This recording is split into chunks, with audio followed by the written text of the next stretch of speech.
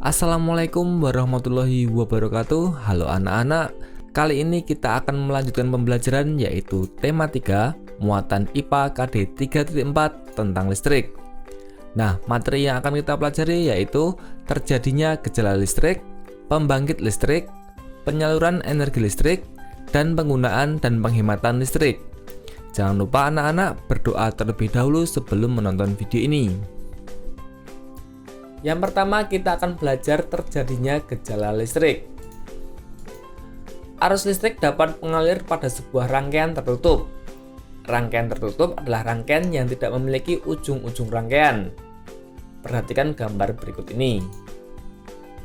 Nah, gambar pertama berupa rangkaian listrik terbuka yang tidak dapat dialiri listrik sehingga lampu tidak menyala. Sedangkan gambar kedua berupa rangkaian listrik tertutup yang dapat dialiri listrik sehingga menyebabkan lampu menyala.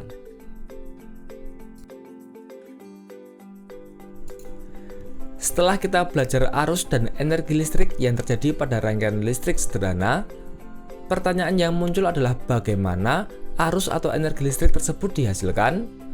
Untuk menjawab pertanyaan tersebut, marilah kita pelajari tentang atom, muatan atom, dan pembentukan arus listrik berikut ini. Yang pertama, muatan listrik. Semua benda yang kita temui sehari-hari tersusun atas atom-atom yang berukuran amat kecil. Ukuran atom sangat kecil sehingga mustahil untuk dapat dilihat.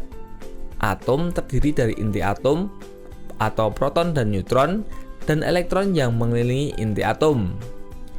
Proton bermuatan listrik positif, elektron bermuatan listrik negatif, dan neutron tidak bermuatan listrik.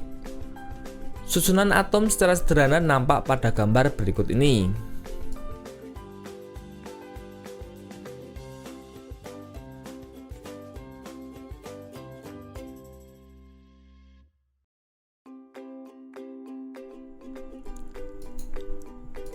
Semula benda bermuatan netral, artinya jumlah proton dan elektron seimbang. Bisa diamati gambar A. Namun, adanya perpindahan elektron pada suatu benda mengakibatkan benda bermuatan menjadi positif atau negatif. Benda yang kehilangan elektron akan kelebihan proton sehingga disebut benda bermuatan positif. Bisa diamati gambar B. Adapun benda yang menerima elektron akan kelebihan elektron sehingga benda menjadi bermuatan negatif. Bisa diamati gambar C. Suatu benda dapat diberi muatan listrik melalui 3 cara, yaitu dengan cara digosok, sentuhan, dan induksi. Yang kedua, pembentukan arus listrik.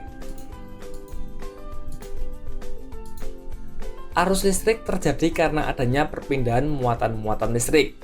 Menurut teori elektron, muatan listrik yang berpindah adalah elektron.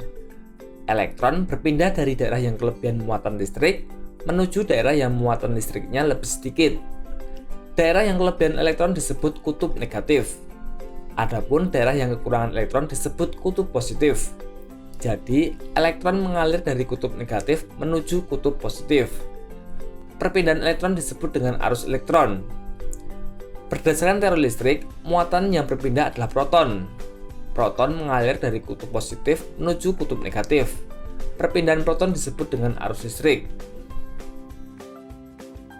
Selanjutnya kita akan belajar tentang pembangkit listrik. Energi listrik dihasilkan oleh pembangkit listrik. Pembangkit listrik adalah peralatan yang berfungsi untuk membangkitkan energi listrik dengan cara mengubah energi potensial menjadi energi gerak, selanjutnya menjadi energi listrik. Energi listrik diperoleh dengan memanfaatkan bermacam-macam sumber energi, misalnya bahan bakar minyak, gelombang laut, angin, batu bara, panas bumi, dan mikrohidro. Beberapa contoh pembangkit listrik antara lain pembangkit listrik tenaga diesel, pembangkit listrik tenaga air, pembangkit listrik tenaga bayu atau angin, pembangkit listrik tenaga panas bumi, pembangkit listrik tenaga surya, dan pembangkit listrik tenaga gelombang laut.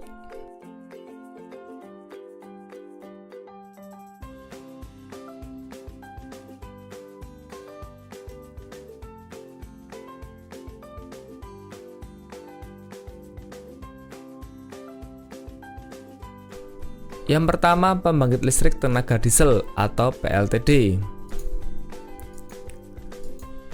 PLTD memanfaatkan sumber energi dari bahan bakar solar untuk menghasilkan energi.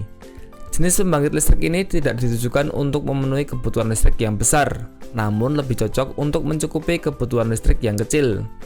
PLTD biasanya digunakan di desa-desa atau daerah-daerah terpencil. Yang kedua, pembangkit listrik tenaga air atau PLTA. PLTA memanfaatkan arus air yang berfungsi menggerakkan turbin yang terhubung dengan generator. Jenis pembangkit listrik ini penggunaannya sudah umum di Indonesia. Beberapa contohnya antara lain PLTA Gajah Mungkur di Jawa Tengah, PLTA Singkarak di Sumatera Barat, dan PLTA Larona di Sulawesi Selatan. Untuk menghasilkan energi listrik dalam skala kecil, misalnya di pedesaan, biasanya digunakan pembangkit listrik tenaga mikrohidro atau PLTMH. Selanjutnya kita akan belajar penyaluran energi listrik.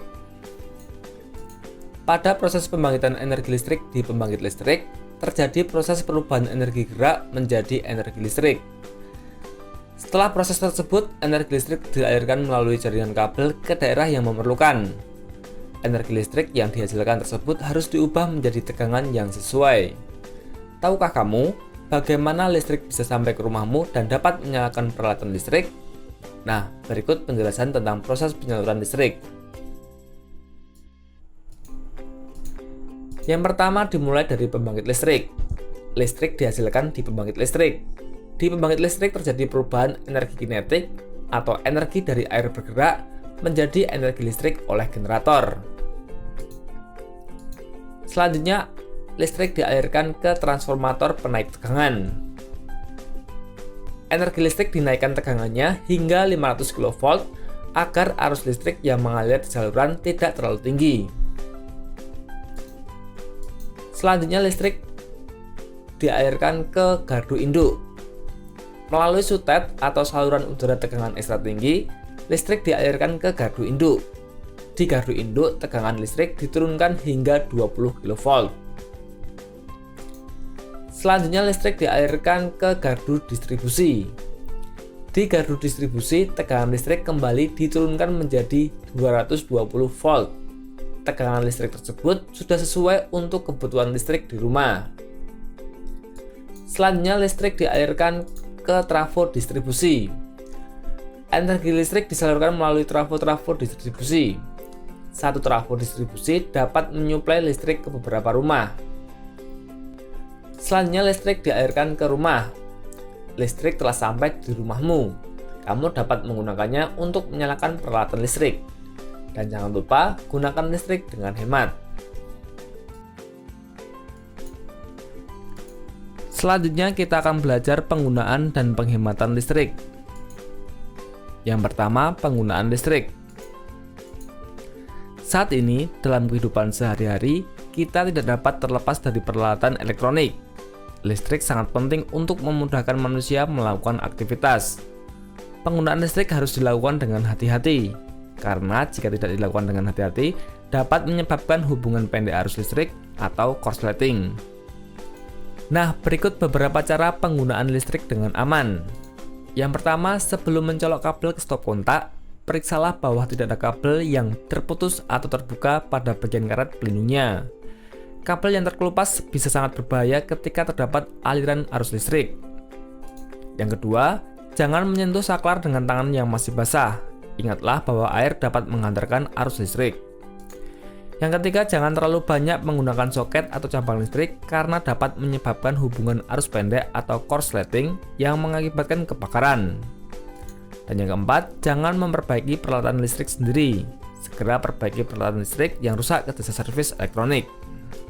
Yang kedua, penghematan listrik. Penggunaan listrik harus digunakan dengan bijak. Energi listrik harus dihemat agar dapat digunakan secara terus-menerus. Berikut beberapa cara untuk menghemat listrik.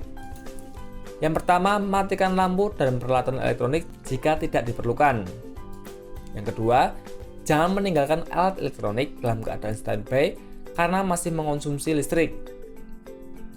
Yang ketiga, gunakan peralatan elektronik yang hemat energi. Yang keempat, pilih lampu yang tepat daya dan ukuran sesuai dengan kebutuhan. Manfaatkan cahaya matahari untuk menerangi rumah pada siang hari.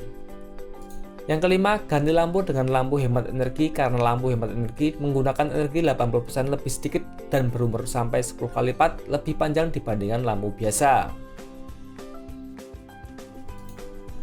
Nah anak-anak, itulah materi pembelajaran IPA KD 3.4 tentang listrik. Semoga bermanfaat. Sampai jumpa lagi dan terima kasih. Wassalamualaikum warahmatullahi wabarakatuh.